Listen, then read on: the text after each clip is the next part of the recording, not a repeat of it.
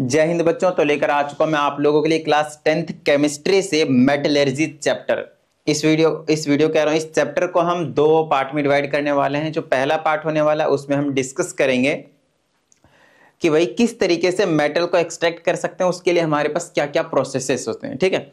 और दूसरे में हम डिस्कस करेंगे पर्टिकुलरली एक एलिमेंट को, एक मेटल को हम किस तरीके से एक्सट्रैक्ट करेंगे। वो है आपके पास एल्यूमिनियम, क्योंकि उसको, इस एल्यूमिनियम को ना इतना आसानी से नहीं एक्सट्रैक्ट किया जा सकता। उसके लिए कई प्रोसेसेस की नीड होती है, अलग अलग मेथड है आपके पास। उसमें आप बेस प्रोसेस पढ़ोगे, ठीक है। उसमें आप दूसरा वाला क्या नाम है उसका, हॉल एंड हेरोल्ड्स प्रोसेस पढ़ने वाले हो। फिर उसमें होप्स एक्सपेरिमेंट, तो कई चीजें आप वहां पे 3 चीजें अलग से पर्टिकुलरली पढ़ने वाले हो। तो अगर आपको तीन तीन इंपॉर्टेंट चीजें एक साथ पढ़ना हो तो उसको एक पर्टिकुलरली अलग सेपरेट वीडियो में बनाया जाएगा। लेकिन उससे पहले, एल्यूमिनियम से पहले जितने भी चीजें हमारे पास है वो हम इस वीडियो में डिस्कस करने वाले हैं। तो भाई ऐसा क्या है ना, अब ऐसा क्या है, तो चलो एक एक करके हम आप लोगों को समझा देते हैं। सबसे पहले हम स्टार्ट करते हैं विथ मेटलर्जी। आई होप आप लोगों को मीनिंग पता होगा। Metallurgy is a process in which it is used to extract the metal, extract the metals from where, from metal, not meal, metals, ठीक है, from ores। कहां से हम निकालते हैं? ओर से। तो ध्यान समझिएगा, एक एक चीज आपको हम समझा देंगे बड़े प्यार से, सिर्फ आपको प्रॉपर तरीके से देखते चले जाना है, ठीक है। सबसे पहले आप लोगों को इसको भी क्लियर कराने से पहले आप लोगों को कुछ मैं बता देना चाहता हूं। वो है आपके पास इंपॉर्टेंट टर्म्स। एक टर्म आपको समझना है जिसे हम बोलते हैं मिनरल, दूसरा टर्म आपको समझना है जिसे हम बोलते हैं ओर्स, तीसरा टर्म आपको समझना है जिसे हम बोलते हैं गैंग, ठीक है। इसे मैट्रिक्स के नाम से भी जानते हैं। ये 3 जो है आपके पास वो बहुत ही ज्यादा इंपॉर्टेंट टर्म्स हैं, जिनका मैं यहाँ पे यूज जो है वो बार बार करने वाला हूँ, ठीक है। तो सबसे पहले हम समझते हैं मिनरल्स क्या होता है। तो देखिए मिनरल्स क्या है आपके पास। मिनरल्स कुछ नेचुरली अकरिंग सब्सटेंसेस है, नेचुरली अकरिंग सब्सटेंसेस हैं जो कहां पे मिलता है आपके पास, अर्थ के क्रस्ट पे। सब्सटेंसेस हैं जो कहां मिलता है आपके पास, अर्थ के क्रस्ट पे, ठीक है। मान लेते हैं कि आपको एक बहुत बड़ा सा पत्थर जैसा कुछ मिला, स्टोन मिल गया इतना बड़ा, ये आपके पास पत्थर है, आपके पास मिल गया, तो ये इसको मैं मिनरल कह सकता हूं। क्यों? क्योंकि इसमें कुछ आपके पास मेटल्स भी मिले हुए होंगे, ठीक है। तो और यहां से हम क्या करने वाले हैं, मेटल्स को एक्सट्रैक्ट करेंगे। बट फिर भी हम इसी से मेटल को एक्सट्रैक्ट नहीं करते, मैं आपको समझाता हूं। अब हम बारी आती है हमारे पास दूसरी चीज की, जिसे हम बोलते हैं ओर्स। क्या है ओर्स? तो ओर्स कुछ और नहीं है, मिनरल्स ही है। देखिए दो डिफरेंस है, छोटा छोटा सा माइनस से डिफरेंस है आपके पास मिनरल और ओर के बीच में। दोनों के बीच में कंफ्यूज रहते हैं बच्चे, तो नहीं होना आप लोगों को कंफ्यूज, अच्छे से समझ लीजिएगा, ठीक है। देखिए मिनरल तो नेचुरली अकरिंग सब्सटेंसेस होंगे ही होंगे, नो प्रॉब्लम। लेकिन मैं आपको बोलता हूं, अगर ये इतना बड़ा पत्थर है, मान लेते हैं ये 10 kg का था। कितने का था ये? 10 kg का था, मान लेते हैं, ठीक है। तो इस 10 kg में अगर मैंने आप लोगों से बोला कि भाई 8 kg जो है वो इम्प्योरिटीज है, बहुत फालतू चीज है जो आपके किसी भी यूज का नहीं है, और इसमें आपके पास जो बाकी 2 kg है वो आपके पास कोई पर्टिकुलर मेटल है। चलो ठीक है, इतनी बात डन है, ओके।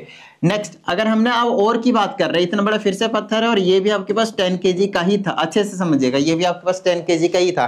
लेकिन मैंने इसमें उल्टा कर दिया, इसमें मैंने बोला कि 2 kg इंप्योरिटीज हैं आपके पास।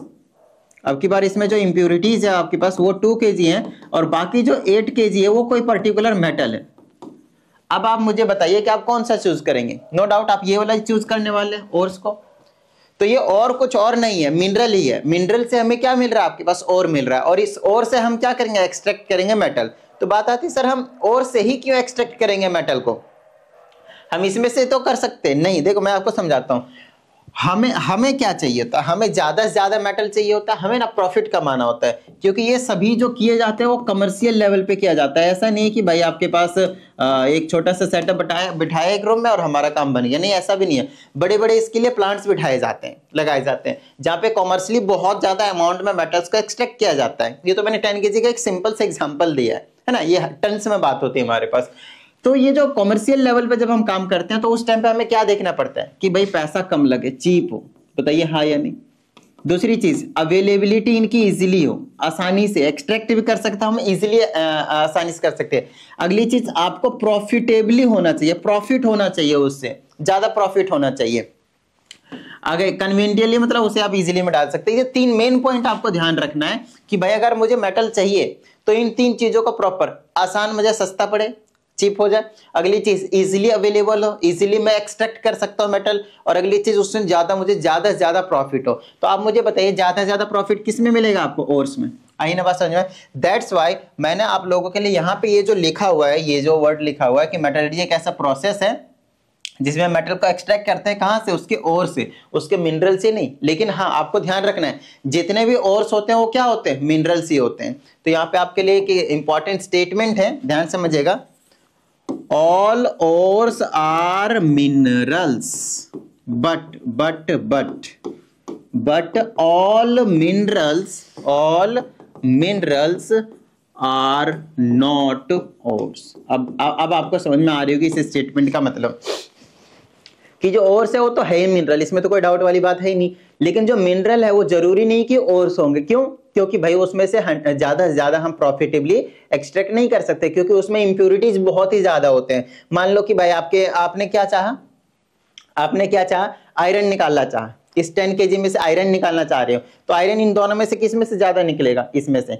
इसीलिए हम बोलते हैं कि ओर में से हम आयरन को एक्सट्रैक्ट करेंगे, उसके ओर में से, उसके मिनरल में से नहीं। ठीक है? क्योंकि मिनरल्स में इंप्यूरिटीज है ना, मेटल 2 kg ओनली, बाकी के जो आगे सैंड हो गया, अर्थ के पार्टिकल्स हो गए, दूसरे मेटल के दूसरे अलग अलग के इंप्यूरिटीज हो गए, वो आपके पास 8 kg प्रेजेंट है। बट यहाँ आप देखें मजा ही मजा। समझ रहे? आ रही है बात समझ में? ठीक है, चलिए। तो आपको ये चीज समझ में आ गई होगी भाई। अगली बात करेंगे हम गैंग की। तो ये जो मिनरल है आपके पास, ये वाले जो मिनरल है, इसमें जो मैं 8 kg की बात कर रहा हूँ, 8 kg की बात कर रहा हूँ, ये है क्या? इसी चीज को हम क्या कहते हैं?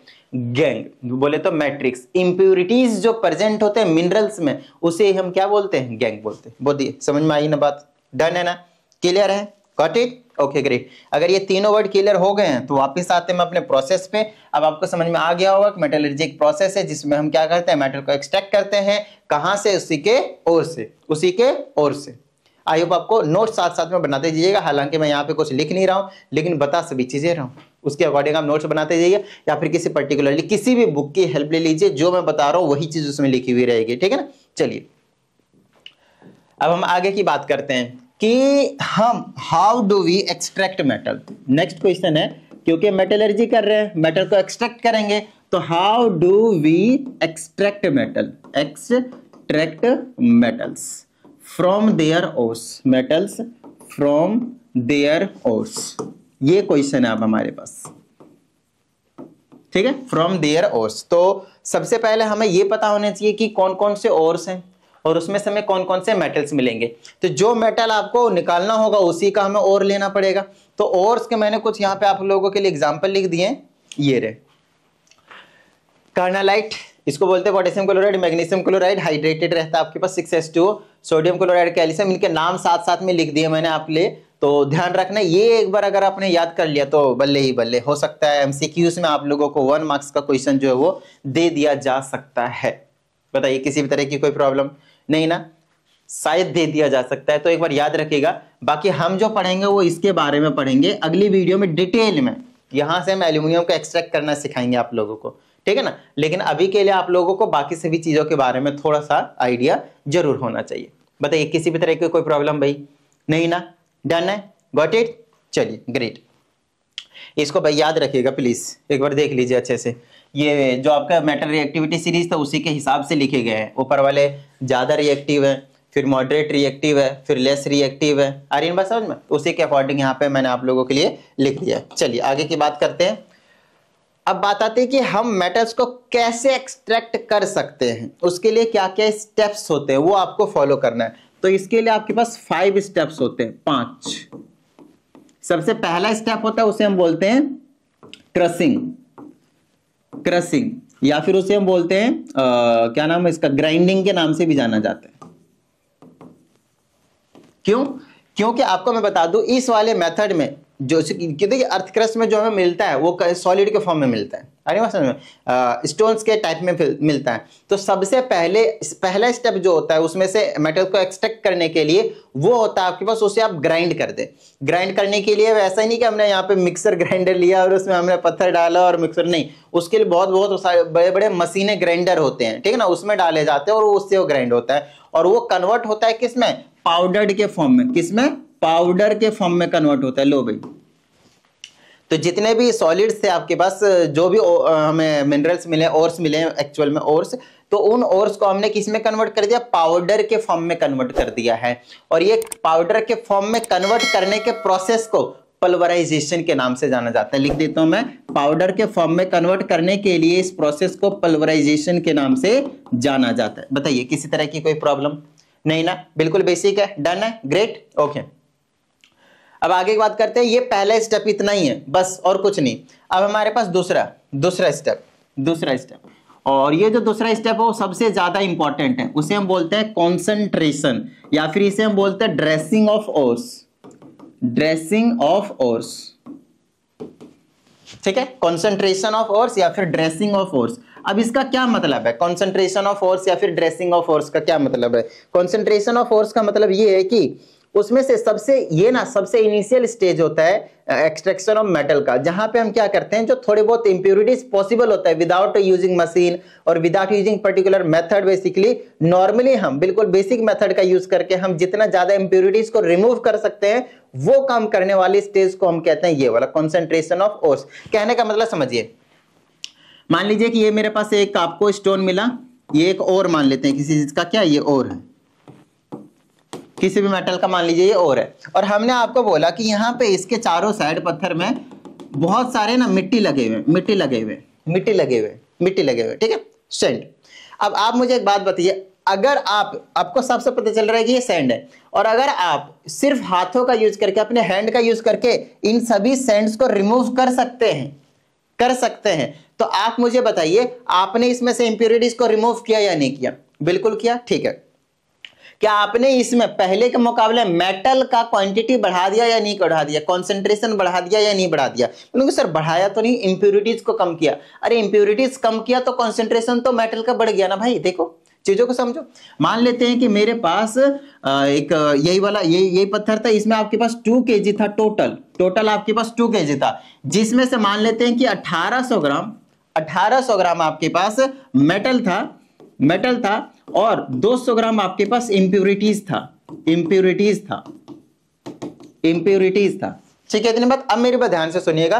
अब मैंने आप लोगों को बोला भाई, आपको साफ साफ दिख रहा था कि इधर सैंड लगे थे और आपने इन सभी व्हाइट वाली जो सैंड है उसको आपने रिमूव कर दिया, तो मान लेते हैं इंप्योरिटीज आपके पास 100 ग्राम कम हो गया, तो अब ये टोटल तो 1900 ग्राम का बच गया, 1900 ग्राम का बच गया, कोई दिक्कत वाली बात नहीं है। लेकिन उनमें से 1800 ग्राम मेटल है और 100 ग्राम आपके पास इंप्योरिटीज बचा। बोले सर मेटल तो उतना ही रहा, वो बात सही है, लेकिन पूरे के अमाउंट की बात कर रहा हूं, पूरे में आपके पास कंसंट्रेशन मेटल की ज्यादा हो गई पहले के मुकाबले। इंप्योरिटीज कम होने का मतलब मेटल ज्यादा हो गया। इसी को चीज को हम कहते हैं कंसंट्रेशन, कि जितना ज्यादा पॉसिबल हो सके आपने इंप्योरिटीज को, अपने गैंग को, अपने मैट्रिक्स को रिमूव कर दिया, और उस स्टेज के लिए हम कंसंट्रेशन ऑफ ओर्स या फिर उसे बोलते हैं ड्रेसिंग ऑफ ओर्स, और को हम ड्रेस कर देते हैं, उसके बाद हम पर्टिकुलर प्रोसेस के पास लेकर जाते हैं।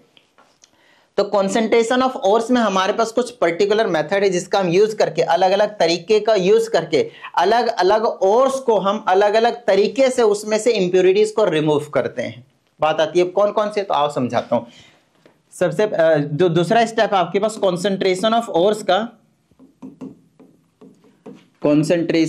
ओर्स का, उसमें से सबसे पहला जो मेथड पढ़ना है उसे हम पढ़ना है ग्रेविटी सेपरेशन मेथड। ग्रेविटी या फिर इसे हम हाइड्रोलिक सेपरेशन मेथड के नाम से भी जानते हैं। तो आप लोगों ने क्या किया है, पहला स्टेप आपने डन कर दिया है, जिसमें आप क्या करते थे, ओर्स को पाउडर के फॉर्म में कन्वर्ट कर देते थे। तो हमने अभी पाउडर के फॉर्म में कन्वर्ट कर दिया है, ठीक है ना। आइए आगे की बात करते हैं। अब अगर आपने पाउडर के फॉर्म में कन्वर्ट कर ही दिया है तो कोई दिक्कत वाली बात नहीं है। अब उस पाउडर के फॉर्म में से जितना ज्यादा पॉसिबल हो सके इंप्योरिटीज को हम नॉर्मली बिल्कुल सिंपल इनिशियल स्टेज पे उसे रिमूव करने की कोशिश करेंगे, और उसके लिए हम यूज करने वाले हैं ग्रेविटी या फिर हाइड्रोलिक भी कहते हैं इसके सेपरेशन मेथड। इसमें क्या करते हैं हम, इस तरीके से एक हाइट पे और इस तरह से कुछ बनाया जाता है, समझ लीजिए इस तरीके से ये होल्स बनाए जाते हैं, यहाँ पे गड्ढे गड्ढे से किए जाते हैं, और इसमें यहाँ पे भर दिए जाते हैं, यहाँ पे रखा जाता है बहुत सारे पाउडर, जो ओर है ना आपके ओर का पाउडर है, ये ओर का पाउडर है। आपको मैं बता दूं इसका एक प्रिंसिपल होता है। क्या प्रिंसिपल होता है कि ये किस प्रिंसिपल के ऊपर काम करता है, तो इसमें क्या होते हैं, दो चीज होते हैं, एक होता है ओर और एक होता है इंप्योरिटीज। यही दो चीजों का खेल है भाई, और हमें क्या रिमूव करना है, इंप्योरिटीज। तो इन दोनों में से कोई सा भी, कोई एक की बात कर रहा हूं, कोई एक लाइटर पार्टिकल होंगे, लाइटर होने का मतलब ये नहीं कि जलेंगे, हल्का होगा, इसका मतलब हल्का, लाइट वेट की बात कर रहा हूं, हल्के होंगे। तो इन दोनों में से या तो और की बात कर रहा हूं या तो इंप्योरिटीज की बात कर रहा हूं, इन दोनों में से कोई एक 100% हल्का होगा, लाइट वेट का होगा। तो आप समझिएगा यहां से अगर मैंने किया उसके बाद यहां से ना पानी का प्रेशर मारा जाता है, वाटर का प्रेशर मारा जाता है, पाइप के थ्रू मान लीजिए वाटर प्रेशर मारा जाता है। तो इसमें जो लाइटर पार्टिकल होते हैं वो तो आगे बढ़ जाते हैं, लेकिन जो हैवी होते हैं वो यहीं पे फंस के रह जाते हैं। जो भारी होगा वो यहीं पे गिर जाएगा ना भाई।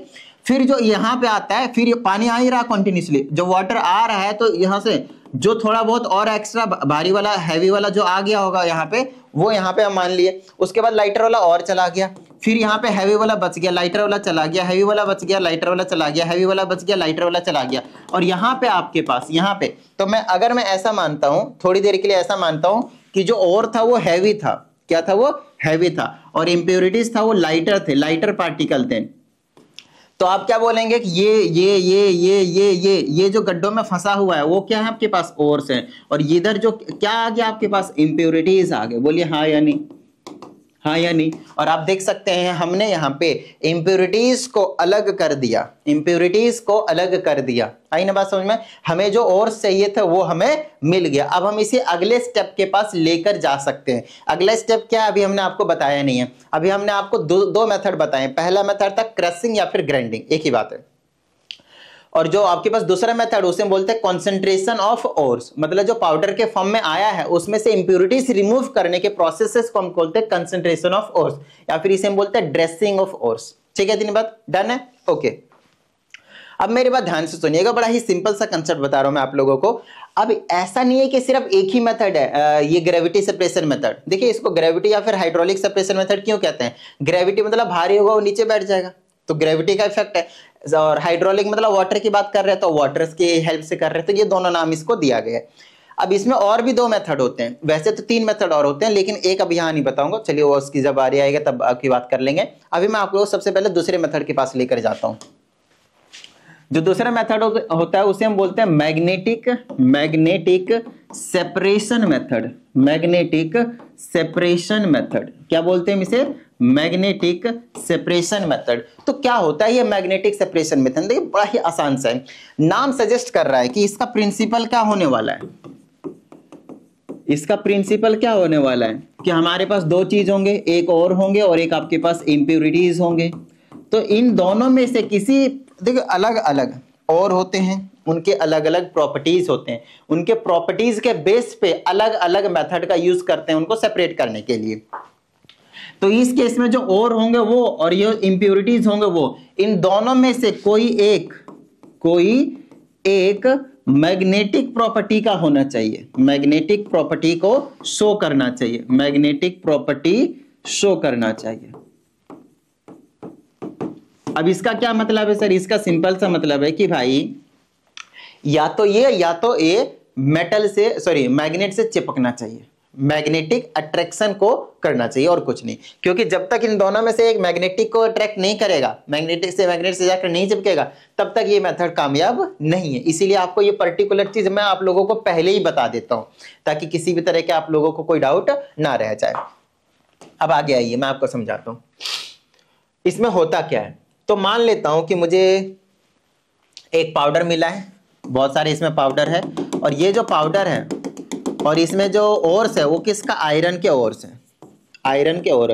और आपको पता है आयरन के जो ओर होते हैं उसमें से जो आयरन होंगे वो किस में से जाएंगे, वो मैग्नेट में जाकर चिपक जाएंगे। तो इसमें क्या करते हैं, एक बड़ा सा इस तरह से हम बेल्ट लेते हैं और इसके ऊपर ये बेल्ट है, आपको समझ में आ जाएगा, अभी पूरा डायग्राम बनाऊंगा एक एक करके, और यहां से हम इसके ऊपर पुट करते हैं क्या, पाउडर्ड ओर, पाउडर्ड ओर, जो अब कुछ और नहीं है, अभी हमने क्या लिया उसको, आयरन का ओर माना हुआ है, आयरन का ओर माना हुआ है, ठीक है, आयरन का ओर माना हुआ है। यहां से इसमें हमने कर दिया तो ये जो चीज है ना वो आगे तक आता है ऐसे करके, क्योंकि ये बेल्ट घूम रहा है। बोलोगे सर ये बेल्ट घूम कैसे रहा है, क्योंकि यहाँ पे ना हमने पहिया लगा दिया, इस तरीके से व्हील लगा दिया है, और ये आगे इस तरह से जा रहा है, इस तरह से जा रहा है, इस तरह से, और यहाँ पे एक और पहिया लगा हुआ है, व्हील लगा हुआ है, इस तरह से लगा हुआ है, ठीक है। अब होता क्या, ये जो व्हील होते हैं, ये वाला नहीं, मैं इसकी बात कर रहा हूँ, ये वाला जो व्हील होता है जिधर से मूव करके जा रहा है, ये मैग्नेटिक प्रॉपर्टी का होता है, मैग्नेटिक प्रॉपर्टी का होता है, ये मैग्नेट होता है और कुछ नहीं, ये जो व्हील है वो मैग्नेट का बना हुआ होता है। अब ये जो पाउडर वाला फॉर्म आ रहा है वो क्या होता है आपके पास, मेरी बात ध्यान से सुनिएगा, वो तो ये वाले चिपक जाते हैं, कौन से, इसमें से आयरन वाले चिपक जाएंगे, लेकिन जो इंप्योरिटीज होंगे वो यहीं पे गिर जाएंगे इस तरह से, बोलिए हाँ या नहीं, ये वाले जो इंप्योरिटीज होंगे वो यहीं पे गिर जाएंगे भाई, और जो आयरन होंगे चिपके रहेंगे। क्या ये जो बेल्ट है वो बेल्ट तो मैग्नेटिक नहीं है, वो उससे नहीं चिपकेगा, तो वो आकर यहाँ पे मैग्नेटिक प्रॉपर्टी छोड़ने लग जाएगा, तो ये आकर यहाँ पे आपके पास जो आयरन होंगे वो आपके पास सेपरेट हो जाएंगे। बताइए किस तरह की कोई प्रॉब्लम, ये तो मैंने पास में बना रखा है, लेकिन जब आप जाएंगे पूरे, जब सेटअप बनाया जाता है, प्लांट बनाया जाता है, तो वहां पे ये बहुत बड़े लेवल पे होता है, तो ये नहीं कि अगल बगल में गिर गया और तुरंत मिक्स भी हो गया, नहीं, तो काफी बड़ा व्हील होता है, तो दूर जाकर गिरता है, तो आराम से हम सेपरेट कर लेते हैं, और उसके लिए नीचे भी आपके पास पर्टिकुलर लगाया जाता है, भैया यहीं पे आके गिरो, इधर उधर मत जाओ, आ रही बात समझ में। तो ये कहानी होती है आपके पास मैग्नेटिक सेपरेशन मेथड में, और नो डाउट इसको चलाने के लिए मशीन भी कनेक्ट किया गया होगा भाई, सब कुछ बेल्ट को घुमाने के लिए, और भी दुनिया भर के काम चीज होंगे, आपको बस समझाने के लिए इस तरह से बना रहा है, आप भी समझाने के लिए पेपर में ऐसे ही लिख सकते हैं, कोई डाउट वाली बात नहीं होगी। बताइए किसी तरह की कोई प्रॉब्लम नहीं ना, डन है, गॉट इट, चलिए बहुत अच्छी बात है।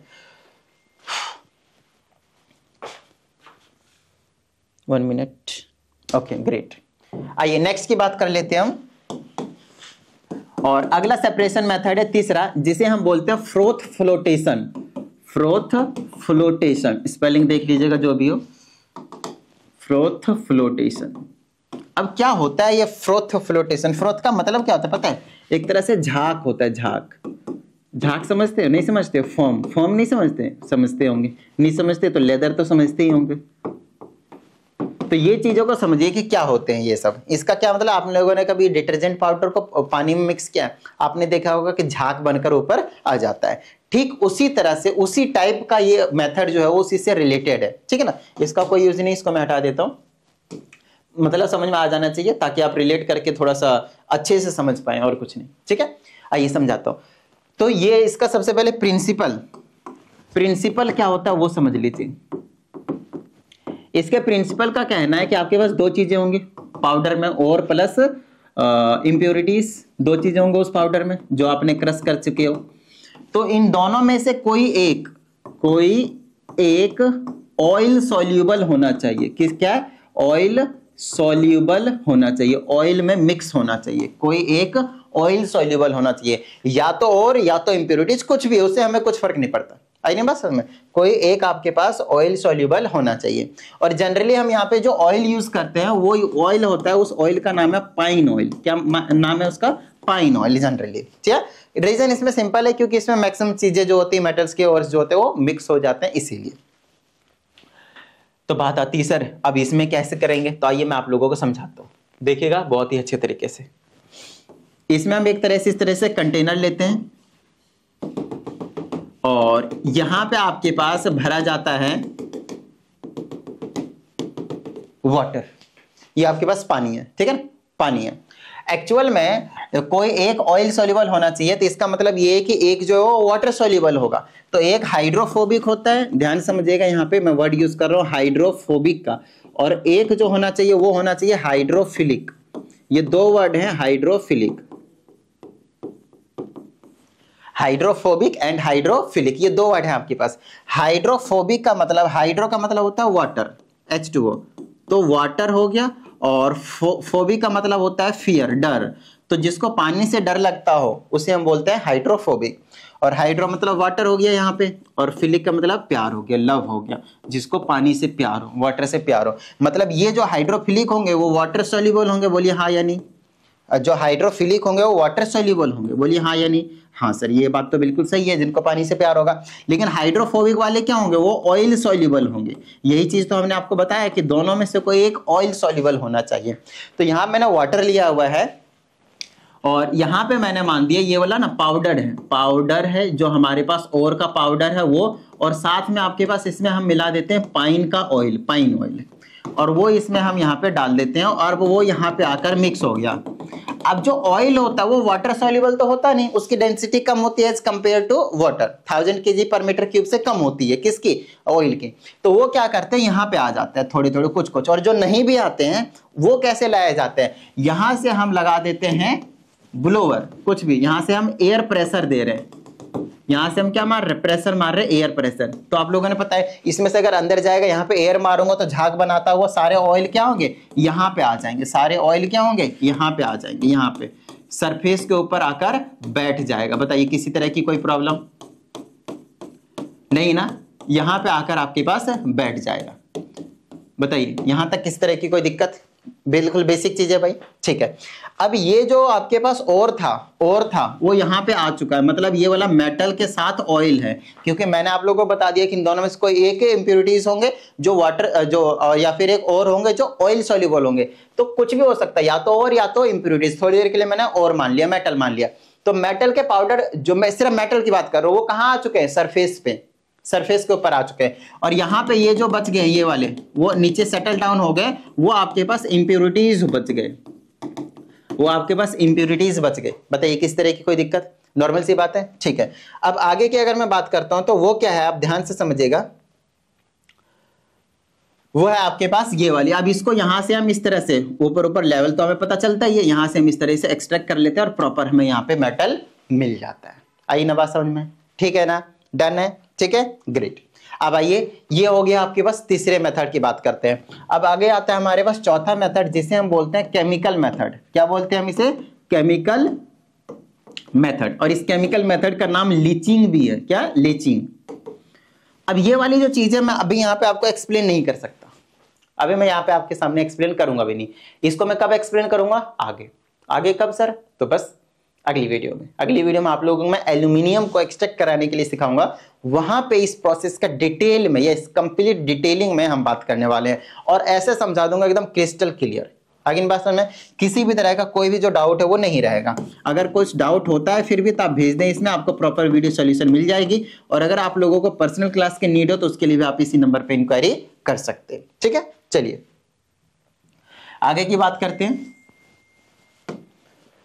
केमिकल मेथड, या फिर आपके पास क्या यहाँ पे लीचिंग, ठीक है। अब इसमें होता है क्या, उनके बारे में थोड़ा सा समझ लेते हैं भाई। देखो इसको छोड़, इसको समझाना तो वैसे भी नहीं है। अब देखिए, आपको दूसरा स्टेप जो था वो आपने कंप्लीट करा दिया। पहला मेथड क्या था आपके पास, पहला मेथड क्या था आपके पास, क्रशिंग या फिर ग्राइंडिंग, वो आपको समझा दिया मैंने।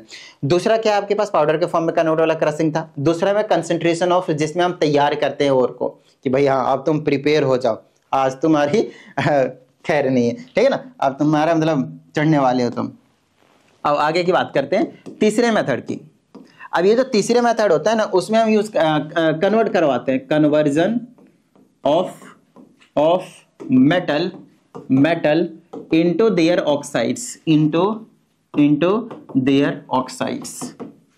यहाँ पे मेटल्स लिखना पड़ेगा, तो इनटू देयर ऑक्साइड्स। तो जितने भी तरह के मेटल्स हमने ओर्स के निकाले हैं, अभी थोड़ा सा प्योर किया, ड्रेस किया उसको, तो उसको हम कन्वर्ट करते हैं उसी के ऑक्साइड्स के फॉर्म में, उसी के ऑक्साइड्स में कन्वर्ट करते हैं। जैसे मेरे पास जिंक था तो उसको हम जिंक ऑक्साइड में कन्वर्ट कर देंगे। आयरन बात समझ में, अगर मेरे पास कैल्शियम था तो कैल्शियम ऑक्साइड में कन्वर्ट कर देंगे, आयरन होगा तो आयरन ऑक्साइड में कन्वर्ट कर देंगे। तो इस तरह से मेटल को उन्हीं के ऑक्साइड्स के फॉर्म में कन्वर्ट करने के प्रोसेस से हम कहते हैं conversion of metals into there oxides.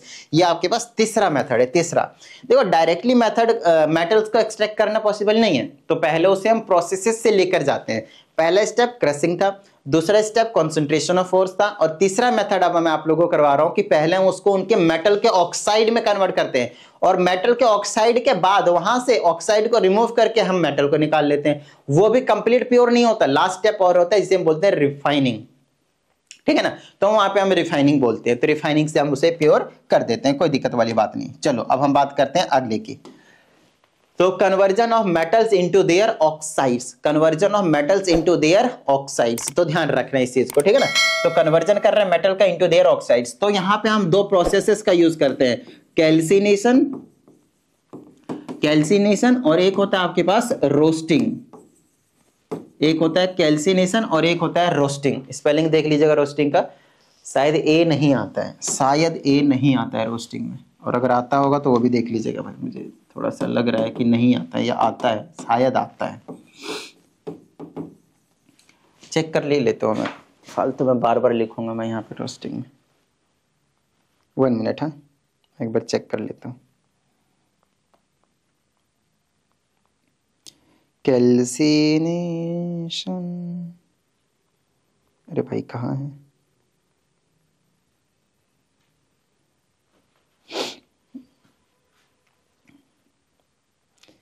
इतने देर में तो मैं सर्च कर लेता भाई। चलो आता है, ए भी आता है। तो ये हमने आपको बता दिया कैल्सिनेशन और साथ में आपके पास रोस्टिंग। अब इन दोनों को एक्सप्लेन करते हुए आप लोगों को मैं समझाऊंगा कि किस तरीके से इनका यूज करके हम क्या करते हैं, उनके ऑक्साइड्स में कन्वर्ट करते हैं।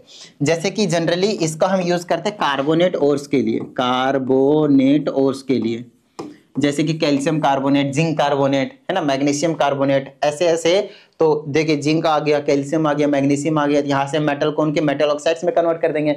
और रोस्टिंग को जनरली हम यूज करते हैं सल्फाइड ओर्स के लिए, सल्फाइड ओर्स के लिए। बताइए किस तरह की, कोई दिक्कत नहीं ना, डन है। तो देखिए कैल्सिनेशन और रोस्टिंग है बहुत ज्यादा आसान, बच्चे कॉम्प्लिकेटेड बना देते हैं इनको, बहुत ज्यादा कॉम्प्लिकेटेड बना देते हैं। मैं आपको समझाता हूं कैसे याद रखना है। जैसे कि मान लीजिए कि आपके पास कैल्शियम कार्बोनेट है और इसको आपको कन्वर्ट करना है किसमें, इसी के ऑक्साइड, मतलब कैल्शियम ऑक्साइड में। तो आप इसे क्या करेंगे, हीट कर देंगे, गर्म कर देंगे, ठीक है ना, हीट दे देंगे, बहुत ज्यादा टेम्परेचर, 400 डिग्री से भी ज्यादा टेम्परेचर हमें यहाँ पे देने की जरूरत पड़ती है।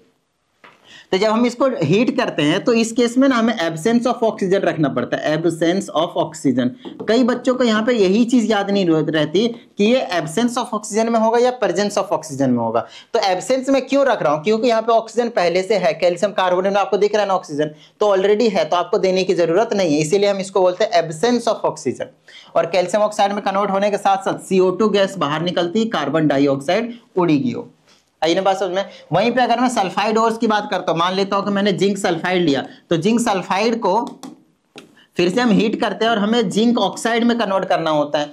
अब जिंक ऑक्साइड में कन्वर्ट होगा क्या, क्या इसमें आपको ऑक्सीजन दिख रही है पहले से, नहीं, तो हमें क्या करना पड़ेगा, इसमें प्लस का O2, मतलब ऑक्सीजन के प्रेजेंस में, इसमें हमें लिखना पड़ेगा प्रेजेंस ऑफ ऑक्सीजन, लिख देंगे तब भी काम चल जाएगा, O2 नहीं लिखेंगे जब भी काम चल जाएगा, प्रेजेंस ऑफ ऑक्सीजन जरूर लिखना पड़ेगा आपको। तो प्रेजेंस ऑफ ऑक्सीजन में जिंक ऑक्साइड में कन्वर्ट कर दिया और सल्फर और ऑक्सीजन लेके उड़ गया भाई सल्फर डाइऑक्साइड। बैलेंस कर लीजिएगा, बैलेंस नहीं है ये। आई ना बात समझ में, डन है। तो ये हो गया आपके पास एब्सेंस ऑफ ऑक्सीजन में और ये हो गया आपके पास प्रेजेंस ऑफ ऑक्सीजन में। Got it, done, okay great. तो ये हुआ आपके पास step number 3, step number 3, method number 3 आप बोल, स्टेप नंबर 3 बोलिए। पहला मेथड क्रशिंग हो गया, दूसरा मेथड कंसंट्रेशन ऑफ ओर्स हो गया, और तीसरा मेथड क्या है आपके पास, तीसरा मेथड हो गया conversion of metal ores basically into their oxides. और ऑक्साइड्स में देखिए हमने आपके सामने कन्वर्ट करके दिखा दिया। आई ना बात समझ में। और उसके बाद हमारे पास ये जनरली मॉडरेट रिएक्टिव वालों के लिए होता है कैल्सिनेशन और रोस्टिंग, कैल्शियम कार्बोनेट और कार्बोनेट और सल्फाइड ओर्स वाले बेसिकली। और उसके बाद हमारे पास आता है चौथा step, fourth step. Fourth step में क्या होता है हमारे पास, अगर मैं फोर्थ स्टेप की बात करूं तो यहां पे होता है reduction of oxides, reduction of oxides into their metals, into their metals. लो भाई अब हमें यहां से मेटल मिल जाएगा भाई, अब हमें यहां से मेटल मिल जाएगा। अब कैसे मिलेगा हमें यहां से मेटल, भाई आओ समझाता हूं। जैसे कि मेरे पास था जिंक ऑक्साइड, मेटल कन्वर्ट हो चुका था ऑक्साइड में, है ना, हमें मिल चुका था जिंक ऑक्साइड, दूसरे से इन दोनों से हमें क्या मिला था, जिंक ऑक्साइड, एक से कैल्शियम ऑक्साइड मिला था, सॉरी कैल्शियम ऑक्साइड हो गया, जिंक ऑक्साइड हो गया। अगर मुझे इनको रिड्यूस कराना है तो जनरली हम यहाँ पे रिड्यूसिंग एजेंट का यूज करते हैं, और वो है आपके पास पहला हाइड्रोजन, दूसरा कार्बन और तीसरा कार्बन मोनोऑक्साइड, सॉरी कार्बन और कार्बन मोनोऑक्साइड। ये तीन आपके पास रिड्यूसिंग एजेंट की तरह काम करता है, जो ऑक्सीजन को लेके उड़ जाता है, ऑक्सीजन को लेके उड़ जाता है और सीधा सीधा सिर्फ और सिर्फ मेटल बचा देता है। और यही तो हमारा काम है भाई, यही तो हमें चाहिए, यही तो हमारा सबसे मेन टारगेट है। आ रही ना बात समझ में? तो यहां से हम क्या करते हैं, जिंक के लिए आपको याद रखना है, ये और ये नहीं इसको रिड्यूस कर पाता है, जिंक के लिए आपके पास कोक का ही यूज किया जाता है, इसको कोक कहते हैं, COKE, ठीक है, ओके। कोक मतलब ये कार्बन है और कुछ नहीं। तो ये इसके साथ जब रिएक्ट करता है तो जिंक मेटल अलग हो गया और कार्बन मोनोऑक्साइड गैस बना गया। तो ये जो जिंक है वो आपको मेटल के फॉर्म में मिल गया, वो आपके पास मेटल के फॉर्म में मिल गया और कुछ नहीं। बताइए किसी भी तरह की कोई दिक्कत नहीं ना? डन है, ग्रेट, ओके। तो ये कहानी होगी आपके पास जिंक ऑक्साइड और प्लस में कार्बन, तो ये आपके पास मिल गया जिंक में, इस तरह से कन्वर्ट हो जाएगा। आप कैल्शियम ऑक्साइड ले लेंगे तो आप हाइड्रोजन के साथ रिएक्शन करा देंगे इसका, या फिर इसके जगह आप कॉपर ऑक्साइड भी ले सकते हैं।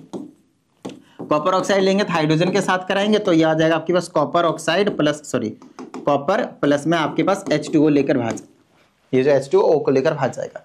तो आपके पास क्या मिल गया, देखिए कॉपर मिल गया। तो इस तरह से हम इसको क्या करवाते हैं, रिडक्शन कराते हैं। कैल्शियम के साथ नहीं कर पाता, उतना स्ट्रेंथ नहीं रहती, इसलिए कॉपर ऑक्साइड का मैंने यहाँ पे यूज कर लिया। तो ये कहानी हो गई आपके लोगों के लिए, reduction of metal to their, reduction of metal oxide to their metals. आई ना बात समझ में? तो आपको आई होप आप लोगों को ये भी जो स्टेप है वो भी क्लियर हो गया होगा। आपको मैं बता दूं, जो नीचे होते हैं लोअर सीरीज में, जो सबसे पहला, अगर मैंने मेटल सीरीज की बात करता हूं, अगर मैं इनकी बात कर देता हूं, अगर मैं इनकी बात करता हूं, जैसे कि ये देखो मरकरी है और आपके पास सिल्वर है, तो मरकरी और सिल्वर को अगर आप चाहते हो कि एक्सट्रैक्ट कर लें, तो उसके लिए आपको मेटल ऑक्साइड्स को उनके मेटल में कन्वर्ट करने के लिए कोई ज्यादा प्रोसेस वगैरह या फिर एक्सट्रैक्ट करने की जरूरत नहीं है, वो उसी के फॉर्म में एग्जिस्ट करते हैं। जैसे कि मैंने बोला सिनेबार, मेरे पास HgO है, तो आप क्या करें, सिर्फ और सिर्फ इसको हीट कर दें, गर्म कर दें, तो ये Hg अलग हो जाता है और हाफ ऑफ O2 जो आपके पास वो अलग हो गया। तो आपके पास यहाँ पे आपके पास जो मरकरी है वो निकल गया, सिर्फ सिंपल हीटिंग प्रोसेस से, क्योंकि वो उसी के फॉर्म में जनरली क्या करते हैं, एग्जिस्ट करते हैं। अगर मैं बात करता हूँ AgS है, तो अगर मैं इसको अलग कर दूँ तो ये बना लेगा और सल्फर आपके पास अलग हो जाएगा, सिर्फ हीट करते ही Ag2S बनेगा। तो इस तरह से बनाना पड़ेगा इसको, आई ना समझ में? तो इस तरह से आपके पास जो है वो सेपरेशन हो जाते हैं, जो लो रिएक्टिव बिल्कुल नीचे होते हैं वो। अब उनका क्या भाई, ये कौन से स्टेप हुआ, ये चौथा स्टेप था, अरे बात समझे, ये फोर्थ स्टेप था, रिडक्शन टू देयर मेटल्स। अब अगला स्टेप है, लास्ट स्टेप आप कह सकते हैं, जिसे हम बोलते हैं, आपको ये जो मेटल्स मिले हैं, ध्यान समझिएगा, आप लोगों को ये जो मेटल्स मिले हैं, और आप लोगों को ये जो मेटल्स मिले हैं, कॉपर हो गया, जिंक हो गया, ये जो मिला है वो कंप्लीट प्योर मेटल नहीं है। ये आपके पास बोल सकते हैं 95% प्योर मेटल है, प्योर मेटल है आपके पास, 95% ही है आपके पास प्योर मेटल। तो लेकिन हमें एग्जैक्ट हमें क्या चाहिए होता है, 100% ना सही तो 99.99 तो भाई मिलना चाहिए, 99.9% तो प्योर मेटल हमें एक्सट्रैक्ट करना है, तो 95% प्योर मेटल से हमें काम नहीं चलता। तो उसके लिए लास्ट में हम यूज करते हैं रिफाइनिंग। क्या यूज करते हैं हम? Refining method.